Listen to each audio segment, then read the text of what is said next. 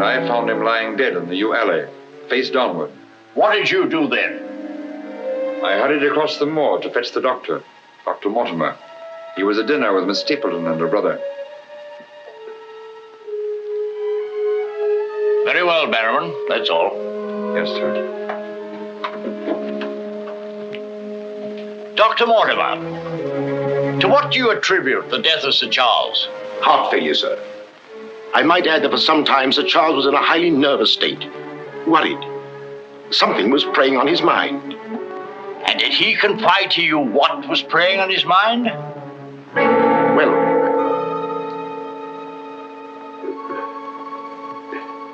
no. Well, then what about those footprints, Mortimer? As though Sir Charles had been tiptoeing back towards the house.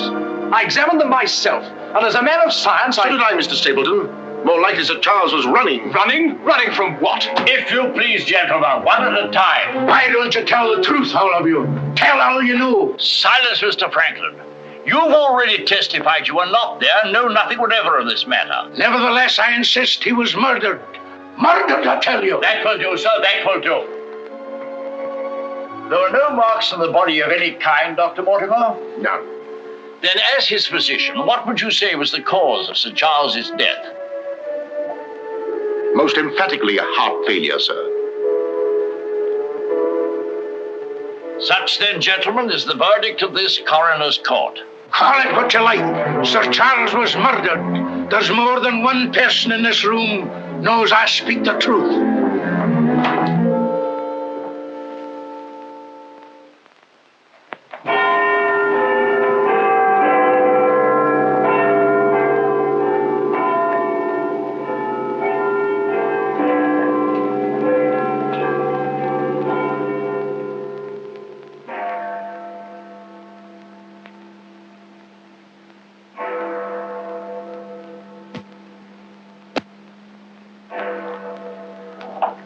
I'm blessed if I know why on earth you want all these clippings about this Baskerville fellow. I've an idea, Watson, that young Sir Henry isn't destined for a very long existence in this world.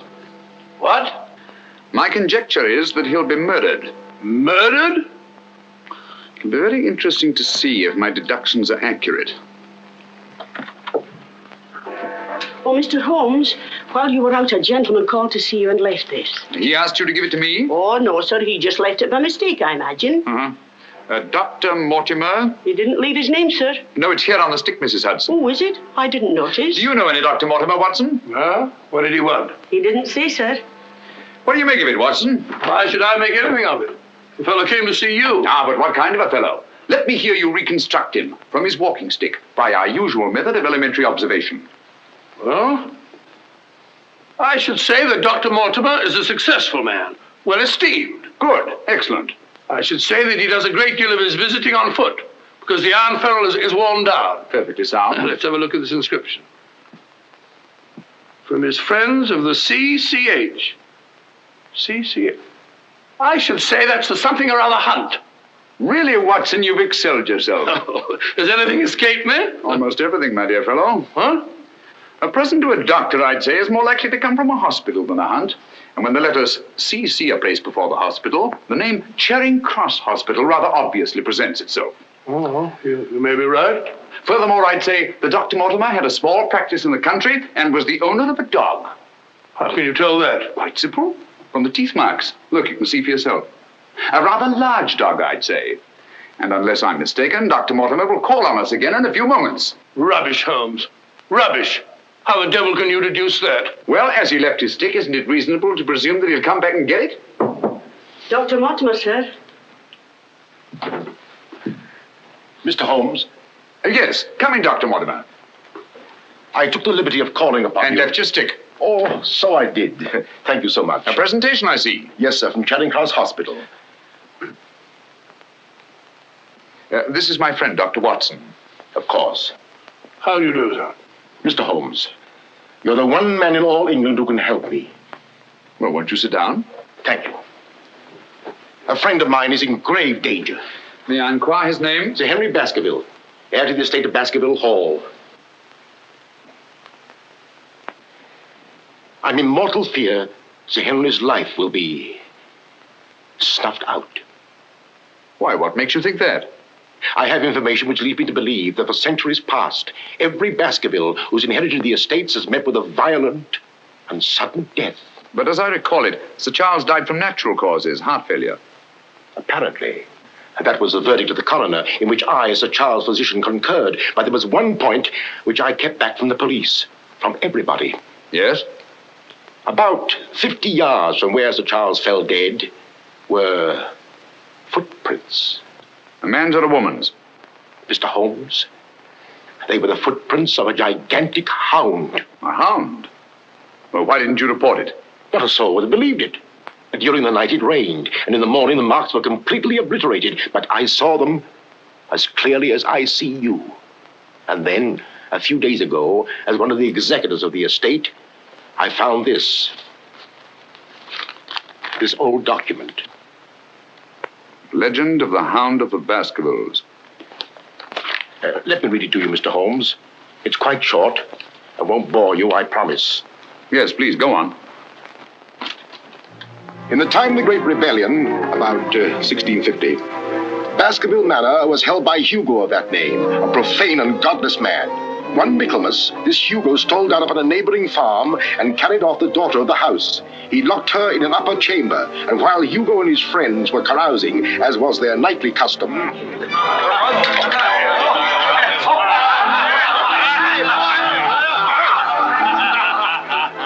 Such a cuddlesome little wench never existed before, I swear. Cheeks soft as velvet, and form so wondrously rounded. Tell us more. What happened then?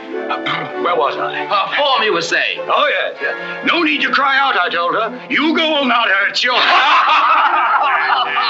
With that, I whisked her up on my saddle, covered her with my cloak, and we were off like the wind. You brought her here? To the manor? Where is she? Go fetch her, Hugo. Easier said than done, eh, Hugo? How can he fetch her if she isn't here?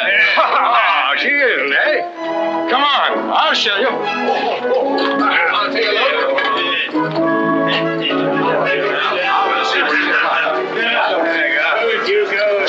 She's really in here? May we come in, my sweet? These drunken sots would give Hugo the... There is no girl. Gone! Gone! Out of my way! What ails him? Hugo, what to do? Tim! Get it! Yes, sir, Hugo. What's wrong, sir? She's gone, the wench. Well, don't stand there gaping. Go bring my mare. What's wrong? I've never seen him in such a rage. Where's he gone? Let's follow him. Let's go, Roderick. Farewell. Come on, Matthew. Hold the stirrup, you blockhead. I'll give my soul to the devil for that wench. Did you hear how he pledged his soul to the devil for that wench? Well, may he find her and wed her, then the devil will have his soul.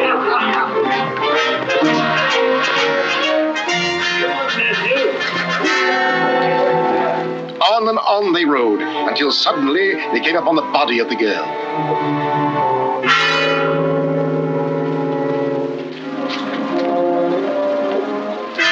Dead. Then, from just over a rise, they heard sounds so hideous that the blood froze in their veins. And looking up, they beheld...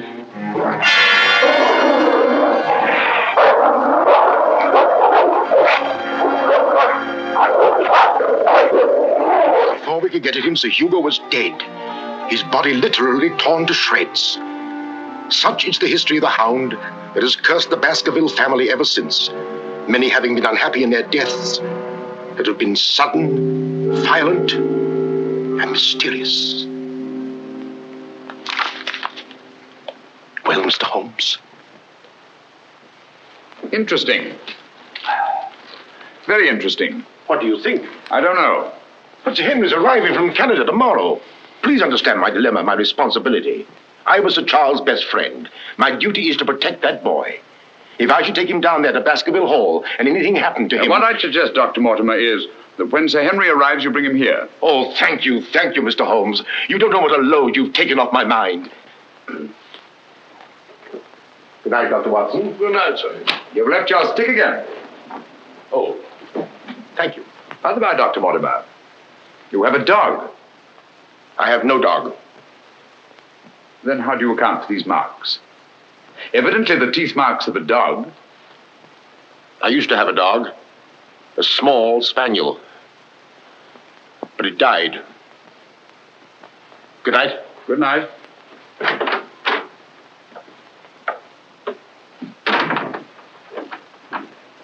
Well, Holmes, what do you make of it? Do you think there's anything in it? Good heavens, you're not going to start scratching on that infernal thing, are you?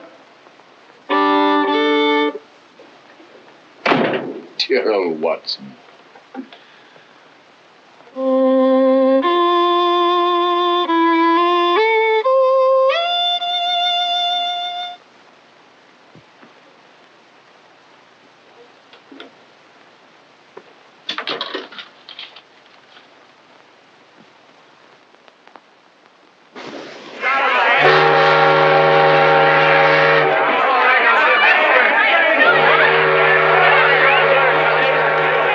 Goodbye, Sir Henry.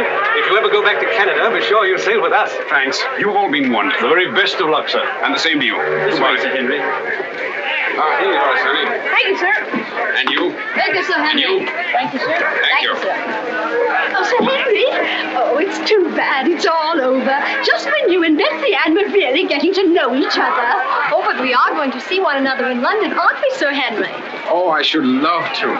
But I have to go down to the country, unfortunately. To your ancestral estates. How exciting. Perhaps, Betsy Ann, if you are very good, Sir Henry will ask us to visit him. Of course, yes. We're staying at the Savoy. Don't forget. I will. Bye. Goodbye. Sir Henry, Yes. I'm Dr. Mortimer. Your uncle was my best friend. How do you do? Thank you for coming to meet me. Not at all, my dear boy. Did you have a pleasant trip? Splendid, thank you. I've taken rooms for you at the Northumberland Hotel, where I'm stopping. Fine. I assume you'll be staying in London for a few days. Yes, I haven't seen it since I was a boy. Thank you, sir. Northumberland Hotel.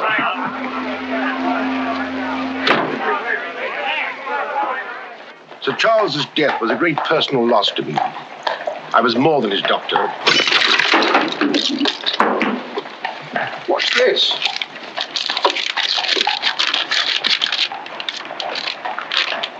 What are those words?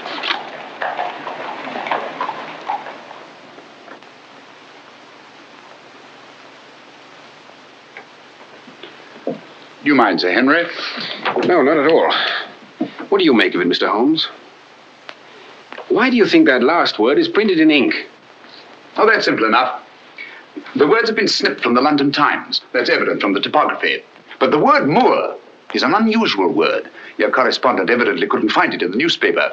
You'll admit, Dr. Mortimer, there's nothing supernatural about this. Supernatural? Tell me, Sir Henry, has anything else unusual happened to you today since your arrival in London?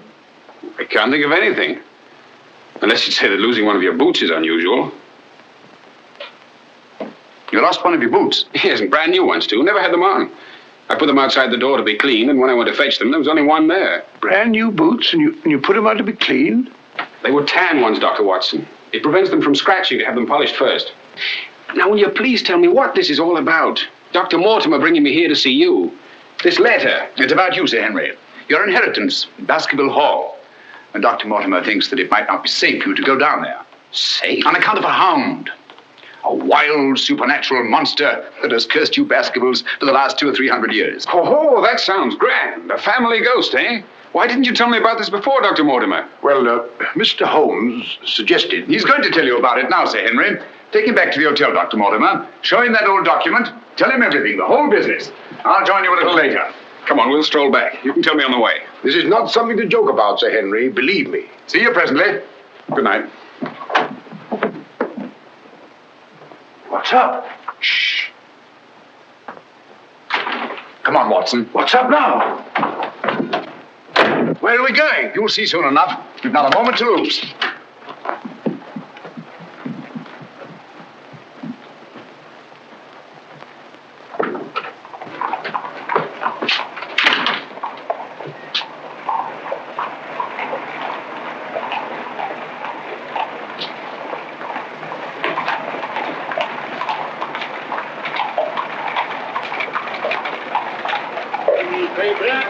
Evening paper?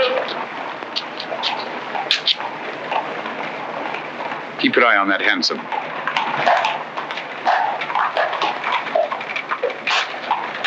This letter dates back to about 1650.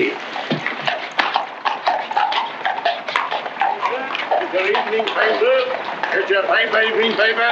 Evening paper, sir. Get your evening paper. Get your paper, evening paper. Evening paper, sir. Tells you all the latest news that's going on, sir. Tells you all about it. Thank you, sir. Evening paper. A dissident, drunken fellow. And he was a dissident. Look out! Stop! Whip up, cabby. Whip up, I say. Very good, sir.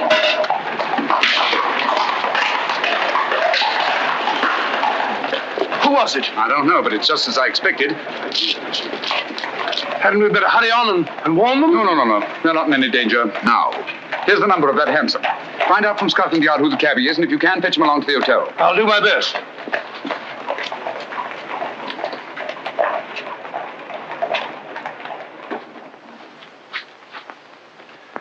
Well, now that Dr. Mortimer has told you everything, what have you decided? To go there, of course. Good. That's what I thought you'd say. And if Dr. Mortimer will only guarantee that this supernatural hound of his will really appear, I'd call the radio. Oh, don't say that, my boy.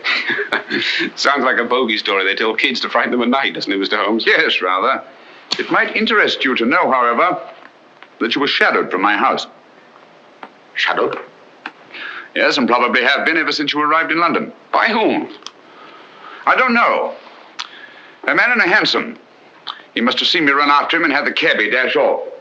Oh, by the by, did you ever discover your mislaid boot? No. Hello? Well, the brown one's here, but one of the black ones is gone. I'll ring for the chambermaid. Perhaps she can explain. Yes, do. Now, why should anyone want to take an odd boot and then exchange a brand new one for an old one? Can you explain it, Mr. Holmes? No, I can't. Come in. Did you ring, sir? Yes, about that boot of mine. Oh, I haven't found it yet, sir. I've made inquiries all over the hotel. Well, it's back, the brown one, but now one of my black ones is gone. Oh, sir, that is odd. Who else except yourself has access to this apartment? Only the housekeeper, sir, and she wouldn't do a thing like that. No, of course not. I'm terribly sorry, sir. I'll do my best to find your boot. All right, thanks. Oh. Good evening, gentlemen. Good evening, Dr. Watson. I've got him. Come on in, Clayton. Come this way. This is John Clayton, number 2704. How do you do? How do you do, Clayton? Won't you sit down? Won't keep you long. It's good of you to come. Thank you, sir. Now, Clayton, I wish you'd tell us who your fare was that watched a certain house on Baker Street this evening and later followed these two gentlemen. Well, I'm glad to you know as much as I do, sir. Well, not quite as much, I hope. The gent said as how he was a detective, sir. Oh, he did? Yes, sir. Mm-hmm. How would you describe this gentleman, Clayton? Well, I suppose about 35 years of age, sir. Mm-hmm. Dressed like a toff. And a small black beard, sir. And the color of his eyes? I can't say, sir. Uh-huh. I see. When did he tell you that he was a detective? At the station, sir. When he gave me the 2 guineas, what he'd promised me. Mm-hmm. Did he tell you his name? Yes, sir. What did he say it was? Sherlock Holmes, sir. What? Well, that's the name what he gave me, sir. Sherlock Holmes. Well, whoever it is at least has a sense of humor. Here, Clayton. Here's something for your trouble. Thank you, sir. Thank you kindly, sir. Is there anything else I can tell you, sir? Nothing at all, I think. All right, sir. Good day, sir. Good day. Good day, gentlemen.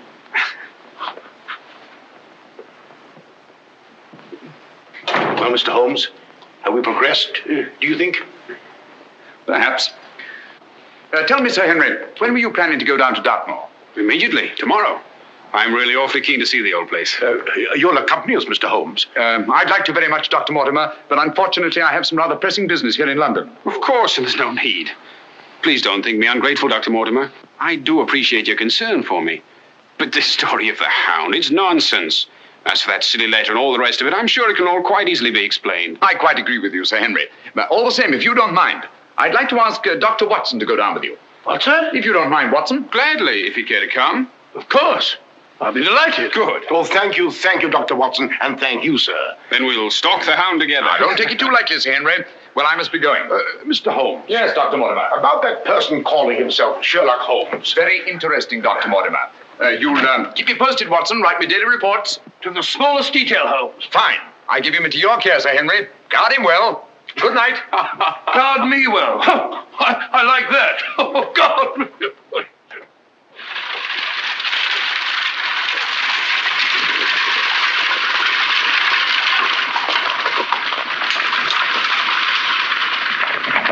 Here we are, Sir Henry, on famous Dartmoor. And what a history it has. You see those rocks over there? Actually, they're stone houses built by a Neolithic man 50 or 100,000 years ago. You don't suppose the Baskervilles go back that far? And over there, beyond that hill, those dark spots, that's the great Grimpen Mire, as treacherous a morass as exists anywhere. Thousands of lives have been sucked down into its bottomless depths. Cheerful little spot. Fascinating. Oh, it is, Sir Henry. And mysterious. No wonder the people about here have such odd beliefs. Some will tell you that nothing ever really dies upon the moor. And after a time, one gets to believe it. Really? Do you believe that? Of course not. If I believed all the legends about this place, I wouldn't live here.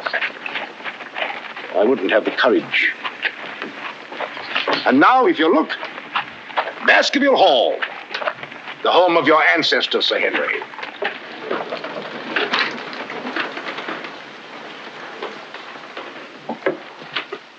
How are you, Barrowman? Very well, thank you, sir. Thank you. This is Barrowman the butler, Sir Henry, and Mrs. Barrowman. Welcome, Sir Henry. Welcome to Baskerville Hall. Thank you. Barrowman was with your uncle most of his life, as was his father before him. Well, I hope you'll be just as happy here with me. Thank you, Sir Henry.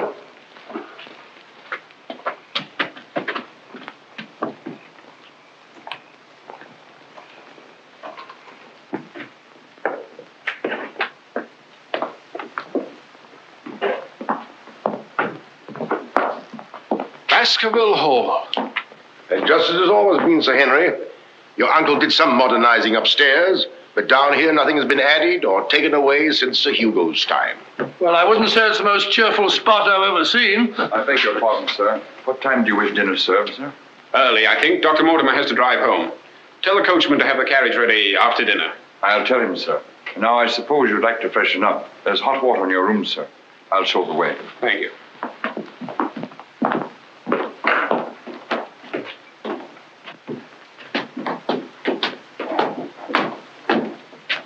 Be careful, sir. These steps are a bit in need of repair.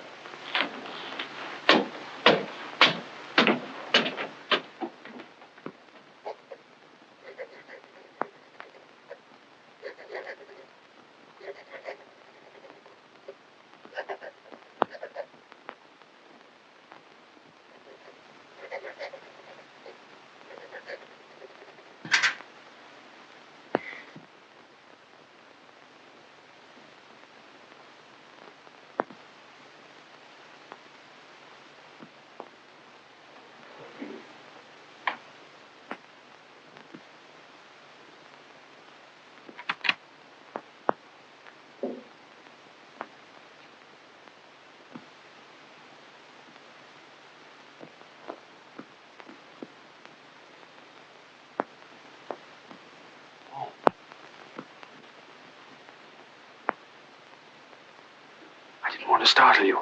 I thought you might be asleep. What is it? Come quickly. Someone's prowling around.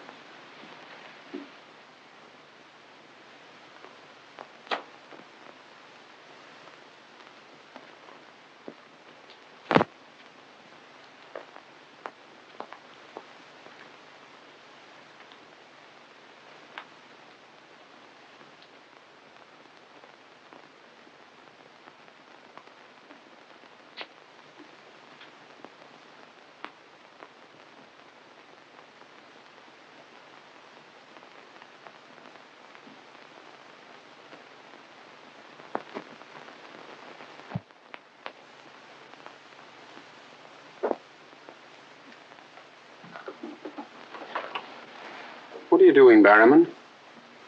Oh, nothing, sir. It was the window. The window? Yes, sir. I was just seeing that it was fastened. What does it matter whether it's fastened or not? The window on the second floor. I go around every night seeing that they're fastened. Sir Charles always insisted upon it. Well, that sounds reasonable enough. Well, if it's properly fastened now, Barrowman, you can get back to bed. Yes, sir. Thank you.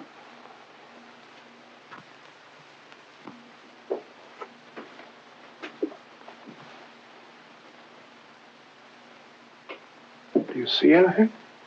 Nothing. Nothing except a pinpoint of light a long way off, over there by the crags. Well, keep your eye on that point of light. And tell me what happens.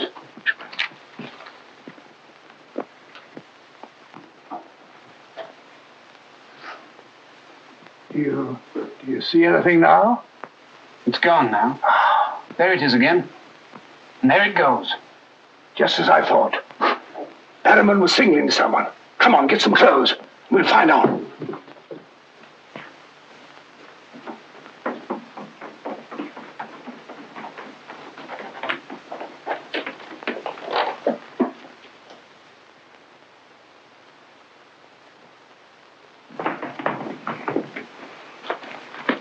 It's still there.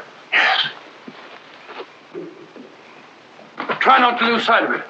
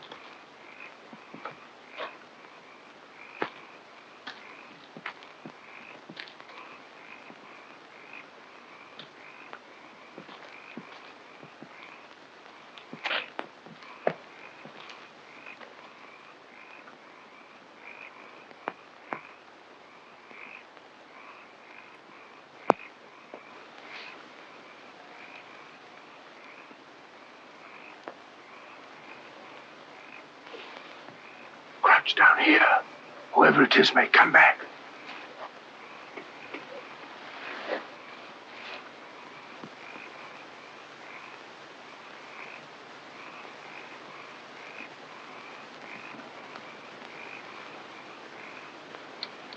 What about getting a little further away from that light? Up there. Good idea.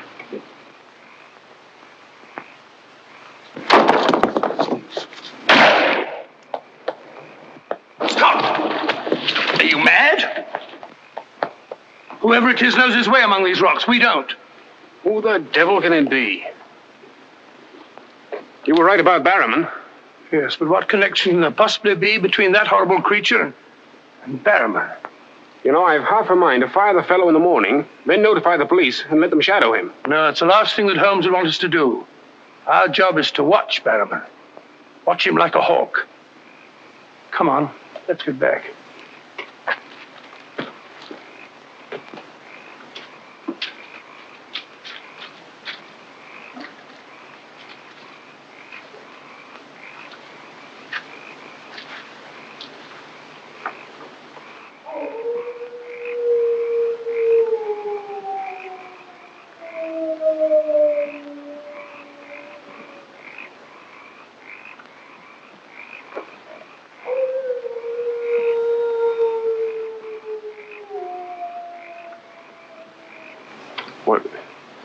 What do you think it is?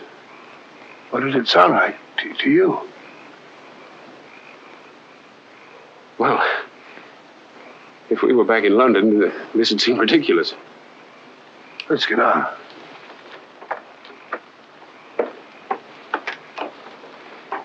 Look here, Doctor.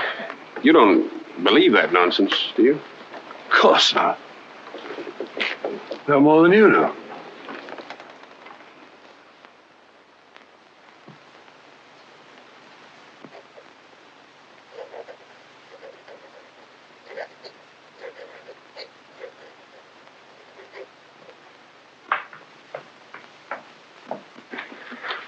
Morning. Morning, Sir Henry. So that's our famous Moor, eh? Yes, sir.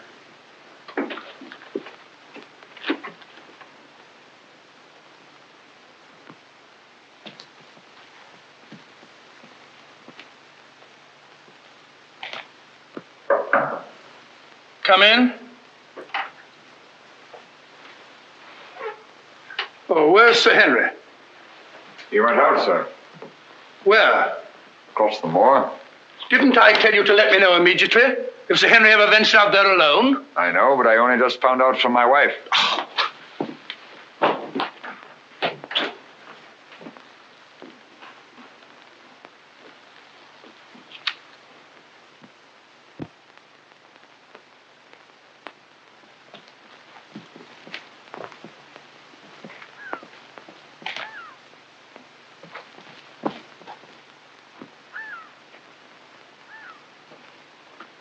Hello there!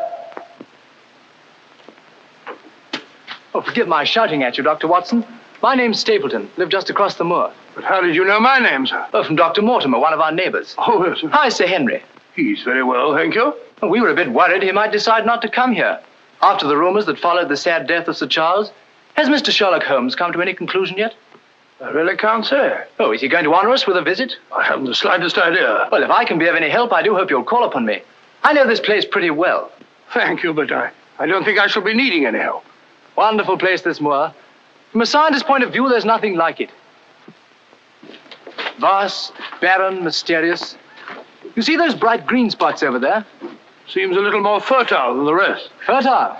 That's the great Grimpen Moor. One false step means death. Only yesterday, one of the moor ponies wandered into it.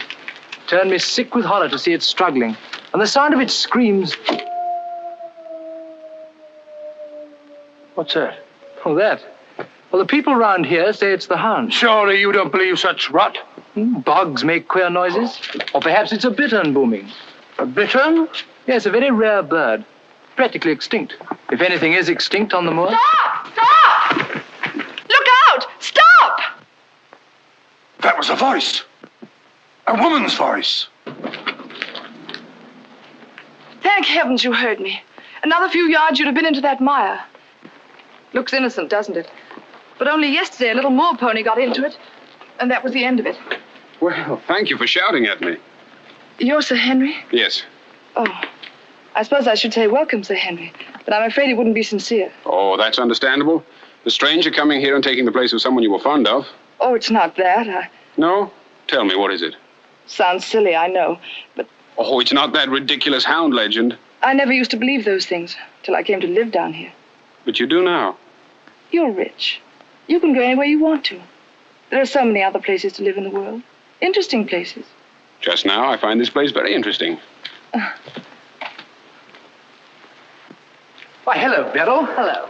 Oh, Dr. Watson, my stepsister, Miss Stapleton. How do you do? How do you do? Hello, Doctor. And this, I'm sure, must be... Oh, Sir Henry, my brother. How are you? I was just telling Dr. Watson how delighted we are you decided to come here. I'm here and to stay. Oh, that's splendid. You know, it's been quite dull down here since the hall's been closed. It's wide open now, especially to friends of my uncle. You must both come and dine with me. You must come to us first. Yes, what about tomorrow night? You and Dr. Watson. We'll invite the neighbors over to meet you. Of course, you already know Dr. Mortimer. The only other one's old Mr. Franklin. Who's he? Oh, wait till you meet him, Sir Henry. He'll bring suit against you, I warn you. What on earth for? You'll find something. Suing people is a passion with him. I'll look forward to meeting him. All right, tomorrow night, then. Thank you. And thank you again for rescuing me. Goodbye. Goodbye.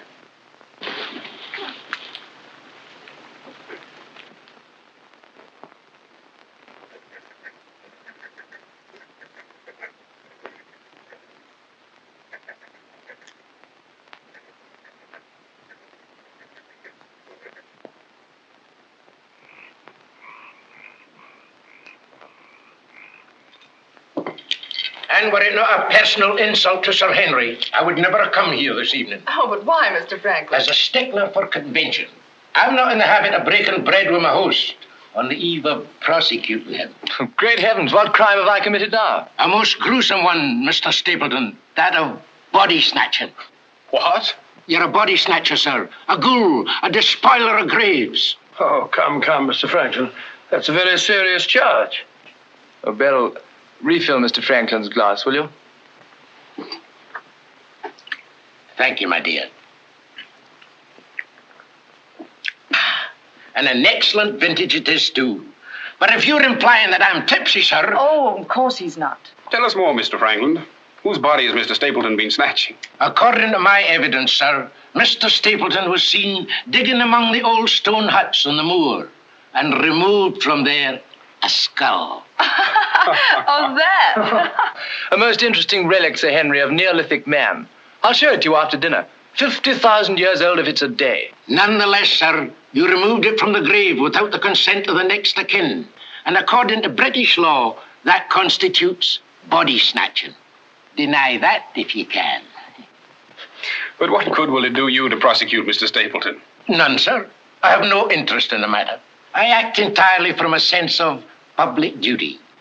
If you care to drop by my house someday and take a tipple of wine with me, I'll be glad to tell you a thing or two about everybody here. About him prowling the Grimpen Mire at nights and why he takes her with him.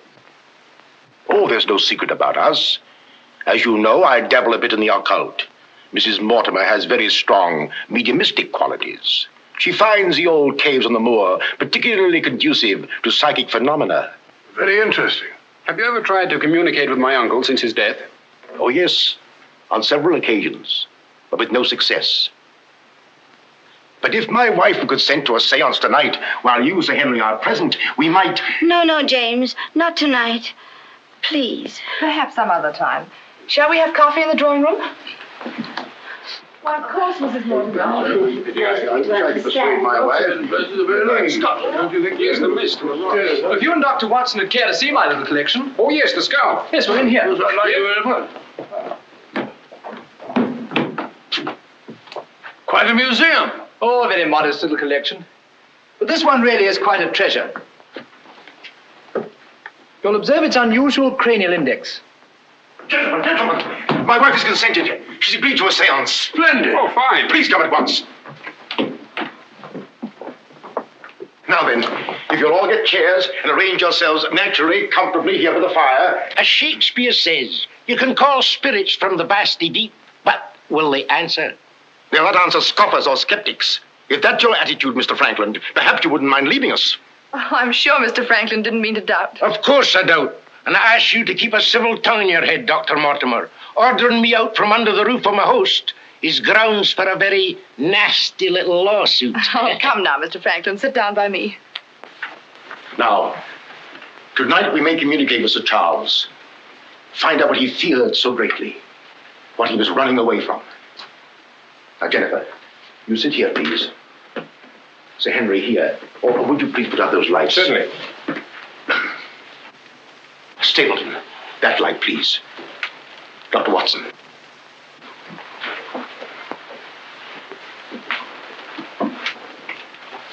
Now, if you all keep quiet and sit quite naturally. Sir Henry, your hand, please.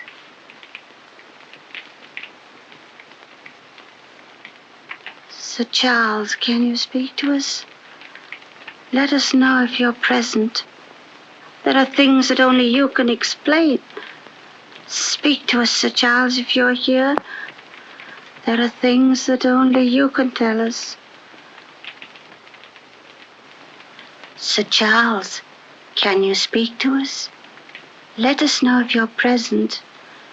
There are things that only you can tell us. Speak to us, Sir Charles, if you're here. There are things that only you can explain. That sound. I've heard it before. It's nothing. Nothing but the wind. Or a bittern. I was telling Dr. Watson only yesterday about it.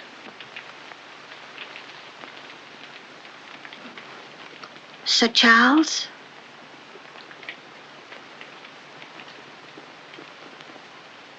What happened that night? What was it you feared?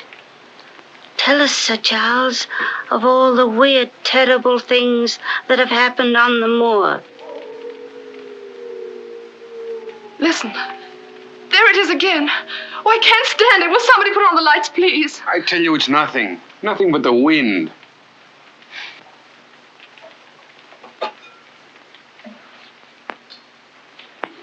Mr. Franklin, what did you think it was? The Hound, of course. The Hound of the Baskervilles. Any fool would know that. James, get my cape. Take me home. There you are, my dear. Dr. Watson, can I give you and Sir Henry a lift? No, thank you. We have our own carriage. You're trembling. That wasn't the wind we heard. I've heard that sound before, often. That's what I tried to tell you yesterday on the moor. That's why I wish you hadn't come here. But sounds can't hurt you. It doesn't matter what they are or where they come from. You don't know. Oh, you've got to get all that nonsense out of your head, Beryl. I wish I could. You're going to. I'm going to make it my business to see that you do. You've been alone too much. There's nothing to do down here. That's the trouble.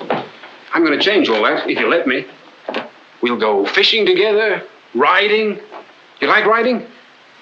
Yes, I do. Good. We'll start tomorrow, shall we? Yes, thanks. Fine. I'll ride over for you in the morning. Are you coming, Sir Henry? Right, Doctor. Good night. Good night.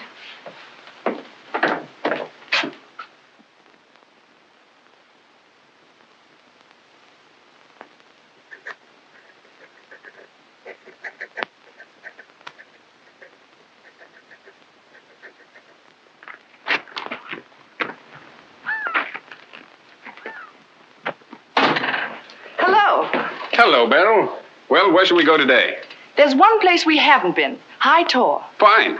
That's where all the old ruins are. You know, Jack says that they're over 50,000 years old. That sounds interesting. And you can still see the remains of their stone huts. All right, good.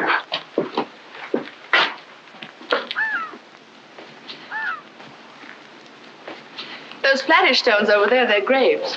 Oh, and those huge ones, monoliths, are the remains of their temples. Doesn't anybody know who they were or what they looked like? Jack has some theory about them. But anyway, they must be very primitive, living on roots and dressing in skins. But still laughing and dreaming, just as we do. I wonder how many times some young savage brought his bride into this very hut. Said, take your hat off, darling, this is home. You know, this is probably where she cooked his first meal for him. What a yell he must have let out when she burnt it up. And now they're quite forgotten. Just as we will be, too, one day. Do you suppose when a man met a girl that he liked, he had to wait a respectably long time before he dared tell her? Or things like that, sudden, natural? I'd like to think that things were like that. Beryl, that's the way they are with me. Oh. Oh, but we've only known each other such a little while. There, you see, convention, custom. We can't even be ourselves when we want to be. Why is that? You know, I used to come down here quite often and explore these old caves when Jack and I first came to live here. I didn't have the fear of the moor then. And you've none now, that's all gone. Oh, when I'm with you, it's gone.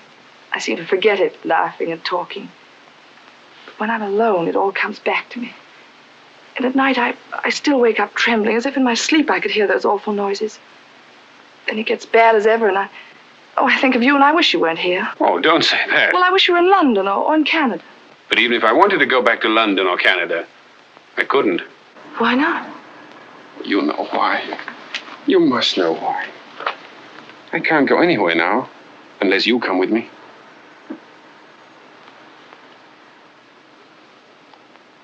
Oh, Henry.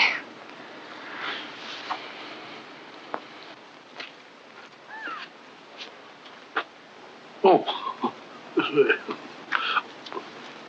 Would you mind pausing for a minute? I'm afraid I've lost my way. Oh, hello, Doctor. Sir Henry and I were just... We were getting engaged. Engaged? Splendid. May I congratulate you both? Thank you. Thank you.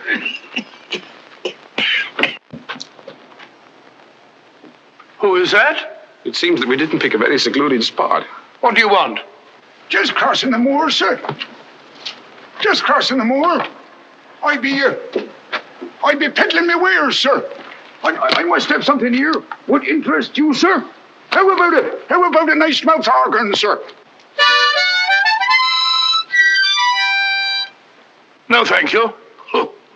Here's something an old squire like you could use, sir. A fussel. A fussel for calling your sheepdog. Calling my what? Sheepdog, sir. A regular charmer, sir. Hear him for miles around, sir.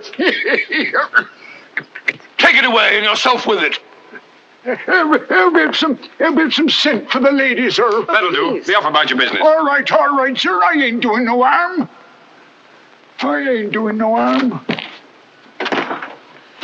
You know, that's what I hate about this moor. There's always something strange. Look, he's limping on the other foot now.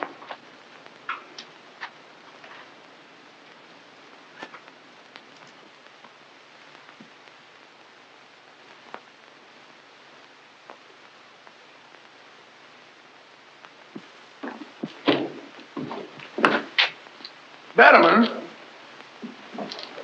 Yes, sir. Who delivered this note? No one, sir. I found it slipped under the front door. Mm-hmm. Thank you.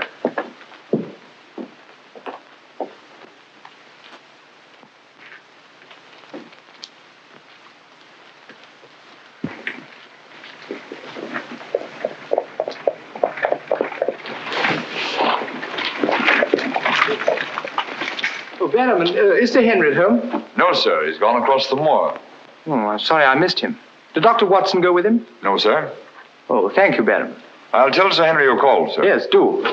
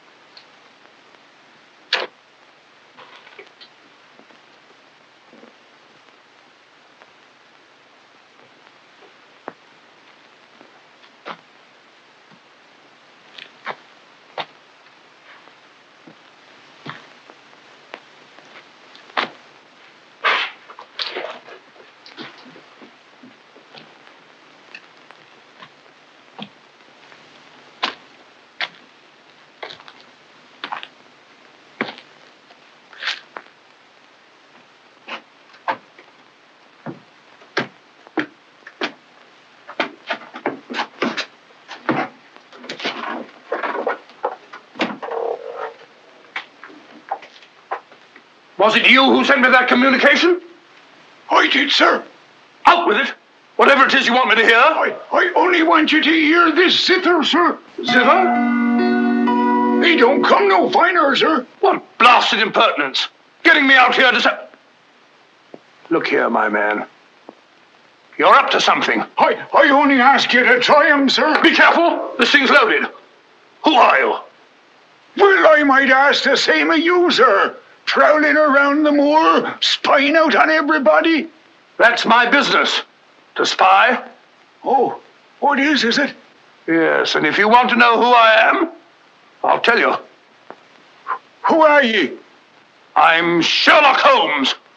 Sherlock Holmes, the detective? Yes, and now perhaps you realize why I can't be hoodwinked. Oh, sir, that changes everything. Now, who are you? Quick! Well, in that case, sir, My name must be Watson. Holmes! How are you, my dear fellow? A fine detective you are, calling yourself Sherlock Holmes. So you've been down here on the moor all the time?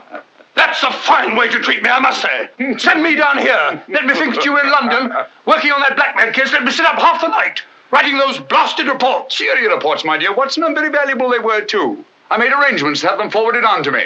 A shabby trick, which I'll not forget. Ah, but a very necessary trick. If I'd come down here with you and Sir Henry, every movement of mine would have been watched. While in this way, only you and Sir Henry have been watched, and I've been free to work. That's all very well, but making a fool of me. Sit down, Watson. Do sit down. Perhaps a little supper will help you to get over your huff. Huff? I'm in no huff. Here, try some of these sardines. It's a pity I didn't know you were coming. I'd have provided a brace of pheasant. It's a pity you didn't think of bringing down that infernal violin of yours to regale me with some of your enchanting music. I did, my dear Watson. Anything to oblige.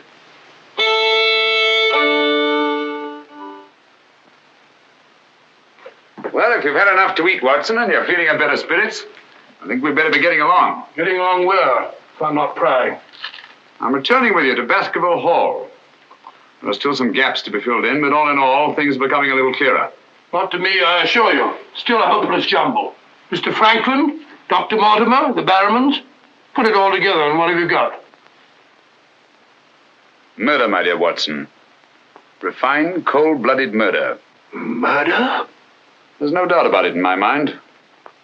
Or perhaps I should say in my imagination. For that's where crimes are conceived and where they're solved. In the imagination. But there's been no murder. Unless you mean Sir Charles. And the facts clearly indicated that he died from heart failure. That's why so many murders remain unsolved, Watson. People will stick to facts, even though they prove nothing. Now, if we go beyond facts, use our imagination as the criminal does. Imagine what might have happened and act upon it, as I've been trying to do in this case. We usually find ourselves justified. Then you know? Another day, two at the most, and I will know. My one fear is that the murderer will strike before we're ready. In that case... What's that? Where's it coming from? There. No. There. The Hound. Come on, Watson, quick.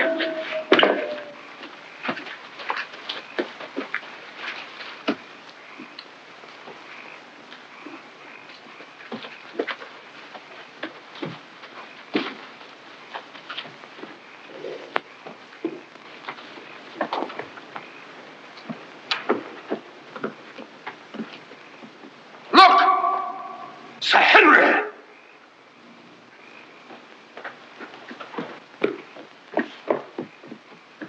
He must have run along that ridge and fallen over the cliff. He's dead.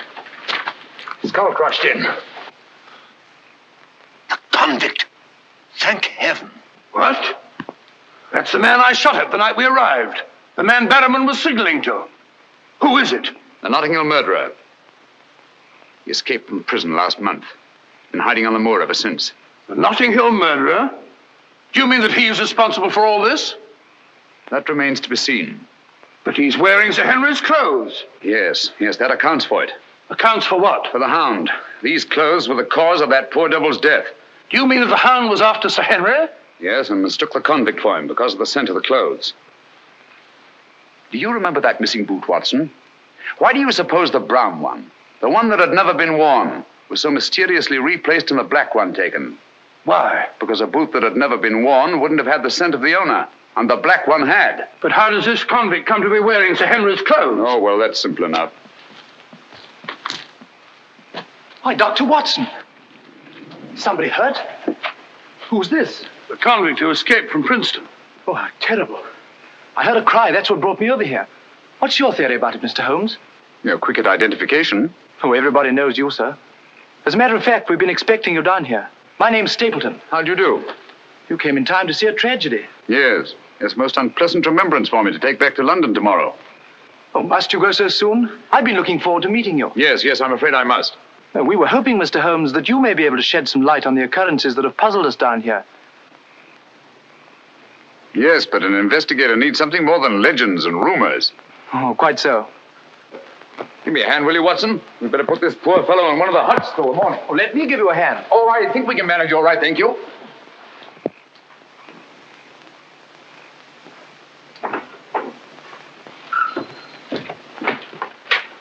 Where's Sir Henry Barrowman? In the library, sir. Now, Barrowman, if your wife's still up, will you tell her Mr. Sherlock Holmes would like a word with her? Sherlock Holmes? Yes. Yes, sir. Thank you.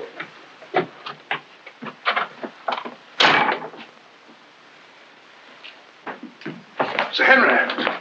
Holmes! I'm glad to see you so well, Sir Henry. Why didn't you tell me Mr. Holmes was coming? Well, I was he didn't know. We ran across each other in the village. I am glad to see you. What is it, Barrowman? Oh, I asked to see Mrs. Barrowman, if you don't mind, Sir Henry. Of course not. Come in, Mrs. Barrowman. I think you'd better sit down. Thank you, sir. I prefer to stand. I'm afraid I've some rather bad news for you. What is it? Well, it's going to be a bit of a shock. Oh. They've caught him. Your brother... They'll hang him for sure. No, Mrs. Barrowman. He's beyond the law now. He's in more merciful hands.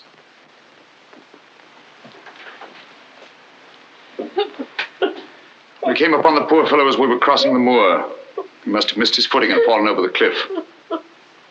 No further need, Barrowman, to signal to him from the window or take food out to him or give him Sir Henry's discarded clothes. Go, Sir Henry. It was all my doing. Barrowman here wanted to tell you all along so as you could notify the police. But he was my kin, my old kin. Even though he wasn't never any good. We understand. You won't hold it against Barrowman, will you, sir? Of course not. Now take her along and see that she's all right. Thank you, sir. Thank you, Sir Henry.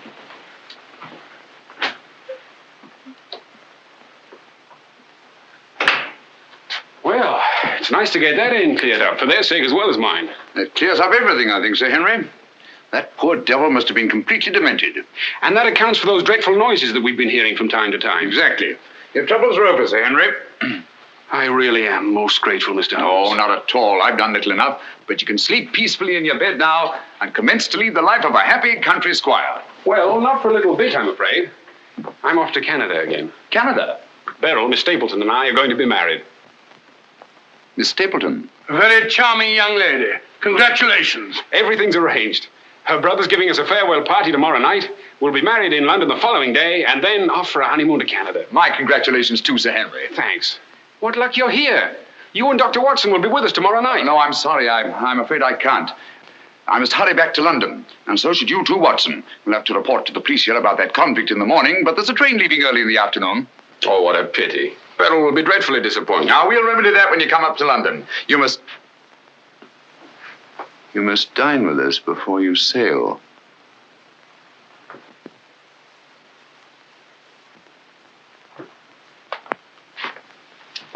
Well, there's the old boy himself, Sir Hugo. Hugo, the beast of the Baskervilles. Not a bad bit of brushwork. By Ransom, one of the minor painters. Oh, I don't imagine it's very valuable. I can't quite agree with you, Sir Henry. One day it might prove to be of the greatest value. Well, we must be going.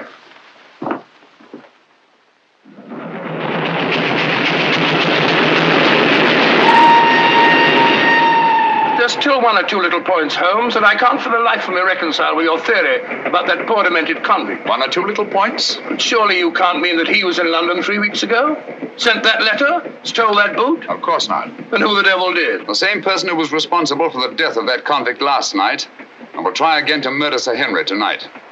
Tonight? Unless my imagination has run away with itself, and I don't think that it has. Then why are we rushing up to London, leaving Sir Henry entirely unprotected? We're not, my dear Watson.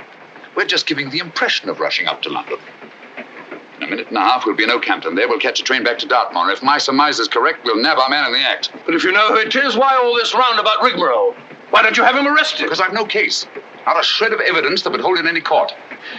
The only way is to catch him red-handed, to catch him in such a way that there's no escape, no alibi. That means gambling with Sir Henry's life. But you can't Gambling to save his life. But we've got to take that chance. Otherwise, the shadow of sudden death will be forever hanging over his head, and sooner or later... Here we are, Oakhampton. And may you both spend the rest of your years together in happy contentment. Yeah. Thank you. Thank you. And now I want to thank you all for the kindness that you've shown a stranger. And when Beryl and I return, I want you to know that you'll always be welcome at Baskerville Hall. Thank you. Thank you, Sir Henry. It's going to be lonely for you, Mr. Stapleton, with Beryl gone. Yes, indeed it will, Mrs. Mortimer.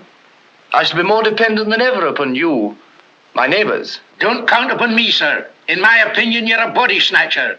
And until the courts have decreed otherwise, I want nothing whatsoever to do with you. Oh, Mr. Franklin.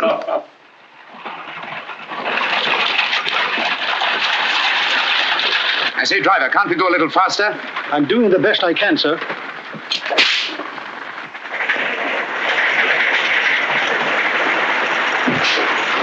You idiot! We said go faster, not break our necks.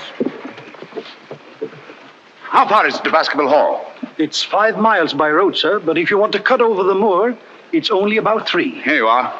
Come on, Watson, quick. Thank you, sir.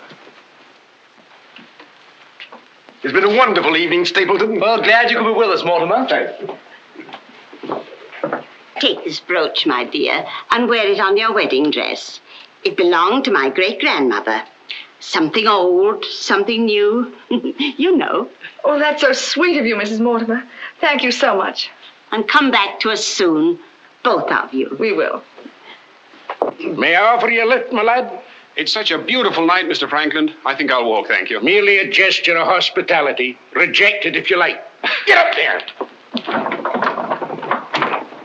You're not going to cross the moor alone, Sir Henry. Why not? There's nothing to fear anymore. We can't be sure. Oh, but I have Mr. Sherlock Holmes' own word for it. Come along, James. Good night, Sir Henry. Good night, Mrs. Mortimer. And the best of luck to you both. Thank you.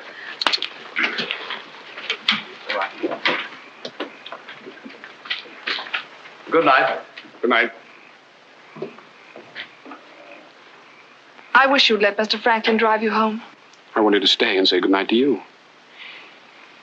This is our last good night. From tomorrow on, there won't be any more, ever. Tomorrow we'll be away from this place. I wish it were now. So do I. Oh, now, don't be silly. Good night, Beryl. Good night, dear.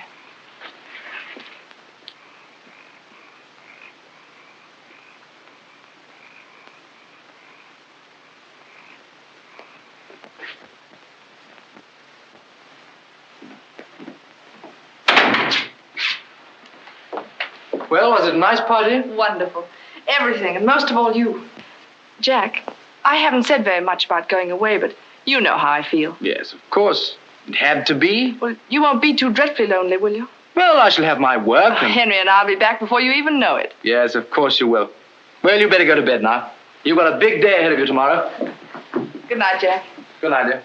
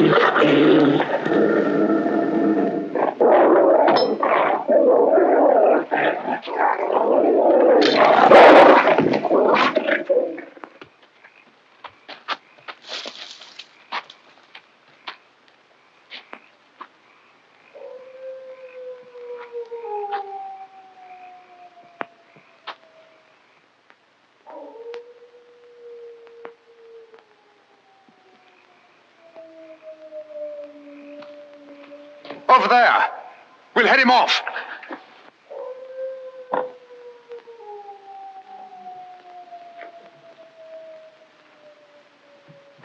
Jack! Where are you?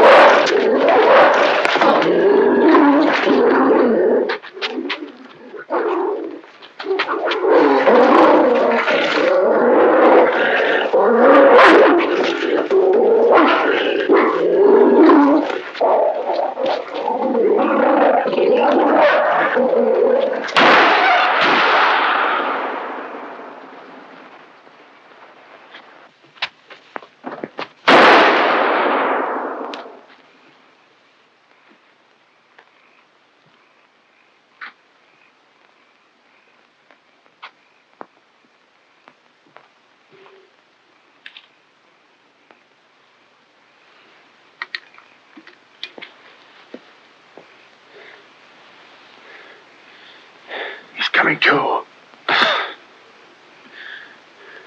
You'll be all right, old man. Watson. Yes, soldier. Mr. Holmes? Yes. What was it? We've got to get him home quickly. Can you manage him alone? Yes. Because I've got things to do. Help get his arm around my shoulder. I'm all right.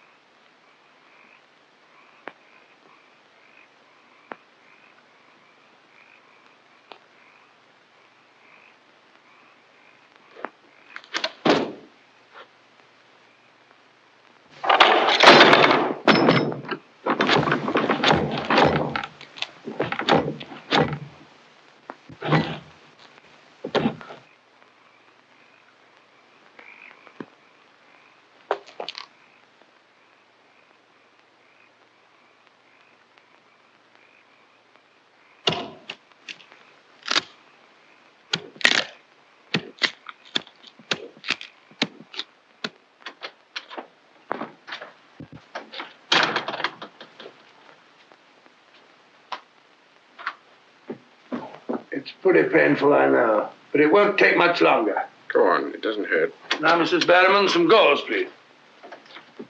I just heard the dreadful news. Thank heavens you're safe. Is he all right? Well, now we know for certain that this is no legend, no myth. There really is a hound. Was a hound? Yes, Mr. Holmes told me. I ran into him across the moor. He asked me to send you to him at once. It's a matter of great importance. He said he'd wait for you at the spot where the beast was killed. I must finish here first. This poor boy's taken a terrific beating. Well, I can carry on for you, Doctor. I'm a bit of a doctor myself, you know. Do you think you could manage? Yes, I'm sure I could. I think you really ought to go, Dr. Watson. Mr. Holmes was most urgent. Oh, really?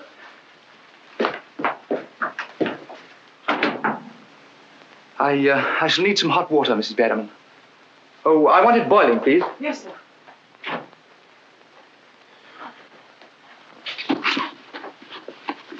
It must have been a terrifying experience, Sir Henry. Terrifying. It was indeed. Yes, I can see you're still weak from loss of blood. I can't say I feel any too well. Here, drink this, Sir Henry. You'll feel much stronger. I'll see to your other bandages after.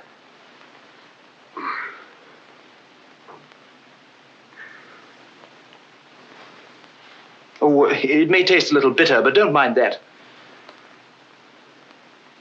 Sir Henry! Well, feeling better? Yes, thanks. I say that's uncomfortably close to your eye, isn't it? Another one on this side? Huh? Oh, well.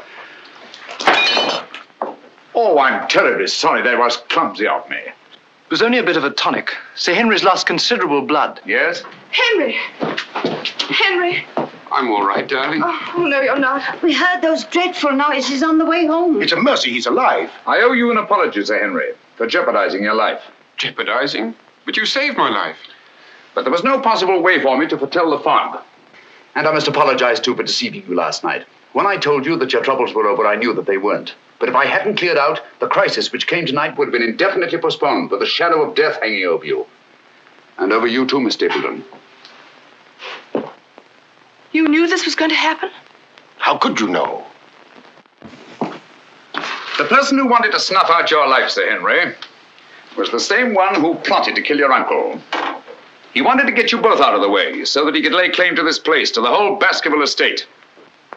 In tracing back his lineage, he discovered not only that he was the next of kin, but also learned of that old legend about the Hound. So he brought the Hound to life by the simple expedient of buying the most savage dog that he could find and hiding it here on the moor until he needed it. If he had succeeded tonight, the blame would have fallen on the legendary monster, and no possible suspicion would have been attached to him. A most ingenious device. And I'm quite sure that he would have had no difficulty in proving his claim to Baskerville Hall and all that goes with it. The most amazing instance of a throwback that I've ever seen.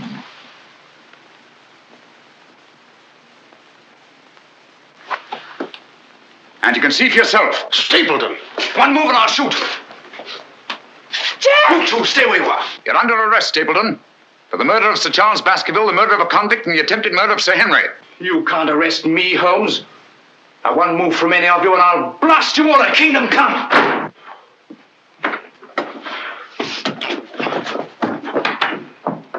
So sorry, old boy. What's the matter, old man? What's the matter? That's our man. Stapleton, the murderer? He won't get very far. I've posted constables on both the roads, and the only other way is across the Grimpen Mire.